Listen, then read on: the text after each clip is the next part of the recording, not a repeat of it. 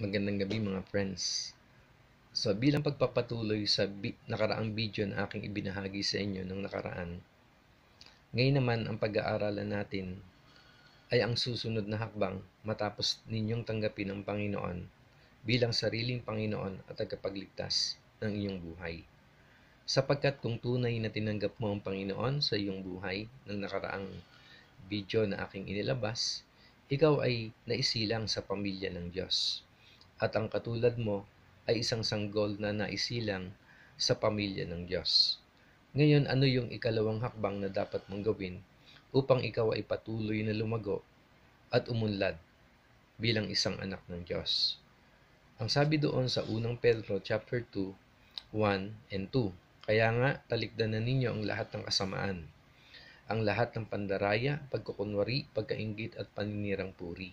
And then sa verse 2, ang sabi niya, gaya ng mga sanggol, kayo'y manabik sa gatas na espiritual upang umunlad sa pananampalataya hanggang sa kamtan ninyo ang ganap na kaligtasan.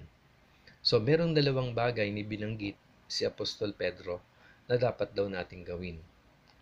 Ang unang hakbang ay ang pagtalikod sa lahat ng ating mga kasalanan at ang ikalawa, ito ay magkaroon daw tayo ng pananabik sa tinatawag na gatas na espiritual. So, gusto kong bigyan ng diin sa inyo, ano ba yung ibig sabihin ng gatas na espiritual? Ito'y walang iba kundi ang magkaroon tayo ng pananabik sa pag-aaral ng salita ng Panginoon. Patuloy natin itong babasahin, patuloy natin itong pagbubulay-bulayan, patuloy natin na ito ay sasampalatayanan at patuloy na ating lalakaran.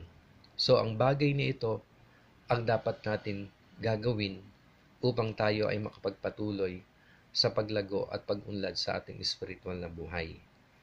Kumbaga, sa isang sanggol na bagong silang, ang kailangan ng isang sanggol na isinilang ay ang gatas ng kanyang ina.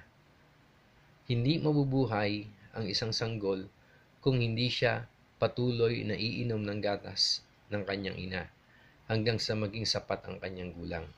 Gayun din naman sa atin, hindi tayo uunlad o lalago sa ating espiritual na buhay kung hindi tayo makaiinom ng tinatawag na gatas na espiritual.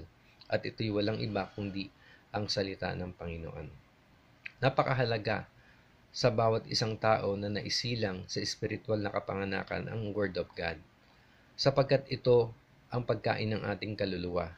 Ito ang magbibigay sa atin ng lakas, ito ang magbibigay sa atin ng sustansya sa ating espiritual na buhay. At habang binabasa natin ang salita ng Diyos, ang Diyos naman ay patuloy na magpapakilala sa atin at mararanasan natin kung gaanong kasarap na matutunan ang salita ng Panginoon. Sapagkat habang binabasa natin ang salita ng Diyos, doon naman ipinaparana sa atin ng Diyos kung gaano siya makapangyarihan sa buhay natin. At gaya namin ng mga naunang ng mananampalataya, naranasan din namin ang bagay na ito, na kami ay nag-aral ng salita ng Panginoon hanggang sa umunlad sa kaalaman ng salita ng Panginoon. At doon, habang natututunan namin na mapag-aralan ng kanyang salita, doon naman namin nakikita kung gaanong kasarap ang mabuhay bilang isang mananampalataya. Kaya ang encouragement ko sa inyo, kayo na nagsisimula sa inyong buhay espiritual, magpatuloy lang kayo sa pag-aaral ng salita ng Panginoon sapagkat hindi tayo lugi.